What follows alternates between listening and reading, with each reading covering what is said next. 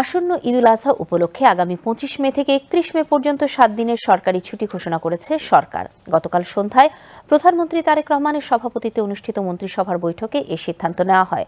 মন্ত্রিপরিষদ বিভাগের এক সংবাদ বিজ্ঞপ্তিতে এ তথ্য জানানো হয়।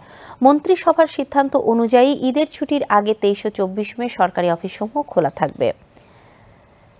এছাড়া মন্ত্রিসভা স্থানীয় সরকার বিভাগ কর্তৃক উপস্থাপিত জাতীয় পাবলিক টয়লেট নীতিমালা ২০২৬-এর খসড়া অনুমোদন দিয়েছে।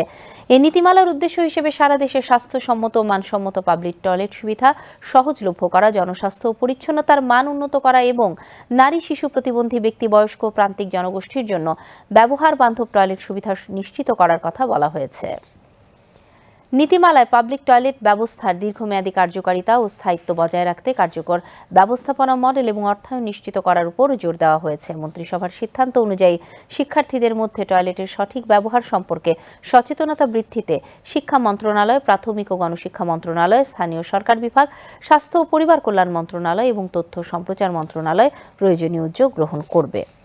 ভৌত অবকাঠামো সংক্রান্ত উন্নয়ন প্রকল্পে নারীদের জন্য পৃথক টয়লেট নির্মাণ অন্তর্ভুক্ত করতে হবে। এছাড়া বর্জ্য সংরক্ষণের জন্য সব টয়লেটে সেপটিক ট্যাঙ্ক নির্মাণ বাধ্যতামূলক করা হয়েছে। কোনো অবস্থাতেই টয়লেটের বর্জ্য নদী, খাল, জলাভূমি বা অন্য কোনো জলাশয়ে ফেলে দূষিত করা যাবে না।